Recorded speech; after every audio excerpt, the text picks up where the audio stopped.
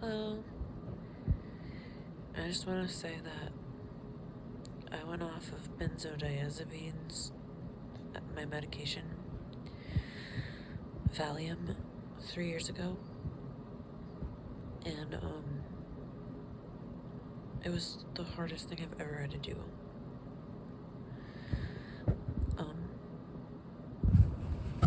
I was on it for 9 years, and then I went off at home, and withdrawal was horrible. It was the worst thing I've ever been through. It felt like I was in hell. I went to the hospital a lot. I was in pain. I hallucinated. I couldn't take anything to help.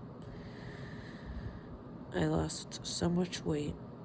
I was like 90 pounds. I lost my voice for a while. My throat was hurting so bad that I couldn't swallow.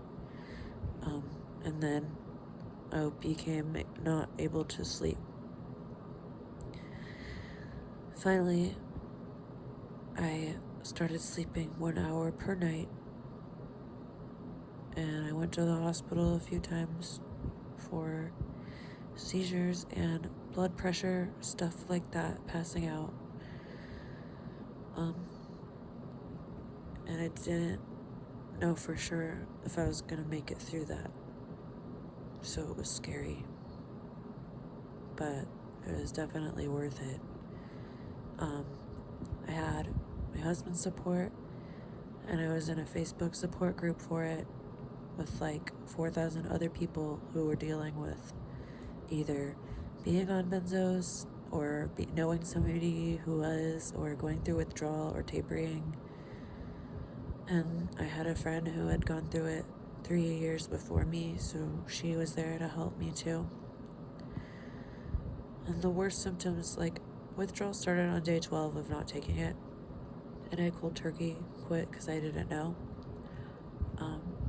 I tapered down lower from 20 milligrams to 5 for a year. And what made me start tapering was that I got hospitalized when my doctor switched me from Valium to Klonopin, because it's a shorter half-life and you're not supposed to do that. So that was a wake-up call for me to end up being hospitalized and then be put back on Valium, a lower dose. They put me on a lower dose. So I started tapering the week I was in the hospital, and for almost a year I tapered down to 5. So I wanted to talk about the worst symptoms real quick. I had the burning throat syndrome, I had the air hunger, I had seizures and couldn't sleep and couldn't eat, and I had really intense pain in lots of places. And I ended up not sleeping at all. There's 3 days in a row where I didn't sleep except for 1 hour, and it was horrible. And then I started being able to sleep 1 hour per night, finally, and then 2 hours per night, and then it just kept increasing a little tiny bit every couple weeks. I was hallucinating a lot, and I couldn't take any medicine or anything. And I don't know if I already said this, but I was 90 pounds and I couldn't eat anything.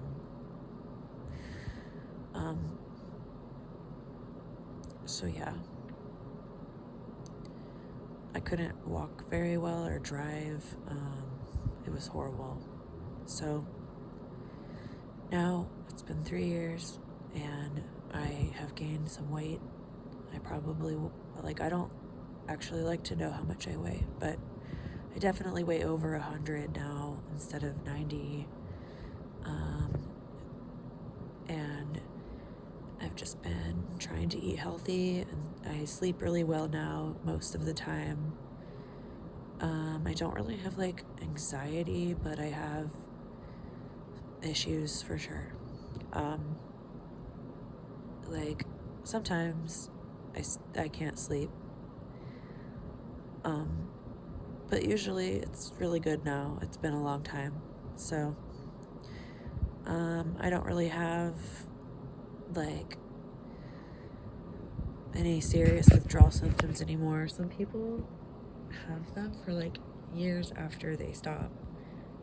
I do have some, but I don't feel like they interfere with my life in a huge way. Like, I'm just grateful that I'm off, for sure. But like, I have like this weird like swallowing thing that happens where I like I'm nauseated and I like almost throw up a lot, but I don't. It's just a weird like throat thing that I have now that started in withdrawal. And then every once in a while I get the air hunger thing, but it has been a really long time since I got that. It's probably been like 6 months or a little bit less. But for a while I was dealing with that every once in a while, like a lot, where I'd have to breathe with a bag and like it was scary, but that doesn't really happen anymore. So I've just been trying to be healthy and like exercise and stuff like that. I like kayaking. I like planting succulents and taking care of my animals and plants.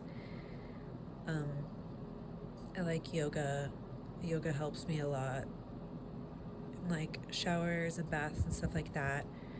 And when I do have like a panic attack, it's just like kind of like a physical thing where I just need to like get in the shower basically. But yeah, I don't have to take medicine. I take CBD, but like I don't have to take medicine now, so I'm really thankful for that.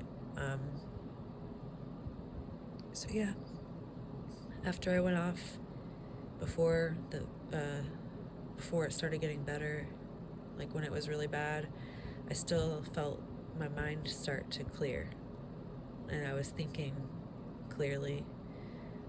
So I left the basically cult that I was raised in after 30 years. It was just like I stopped taking the medicine. Withdrawal hit on day 12, and then I was so sick. And then I felt my mind start clearing. So even though I was like really sick and confused and like going through horrible stuff every second that I was alive, I still felt my mind clear, and it was really amazing.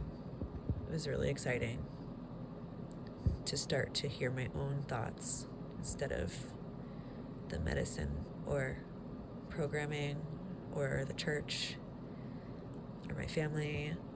I just felt like I was hearing my own thoughts, and it was really empowering. So I'm proud of myself for being able to go off the way I did, and I'm really grateful.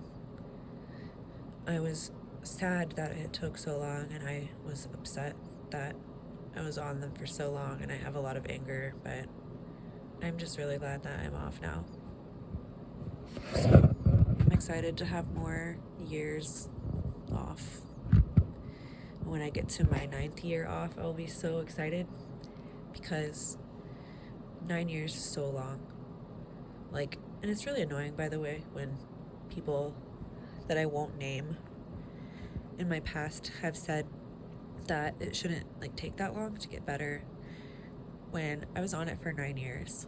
Like 3 years is a long time, but when you've been on it for 9 years, like you just have to like give yourself as much time as you need to be okay, and just don't worry about whatever everybody is saying. If it's not positive and helpful to you, then just ignore it. So yeah, that's my short version of my story of going off of medicine.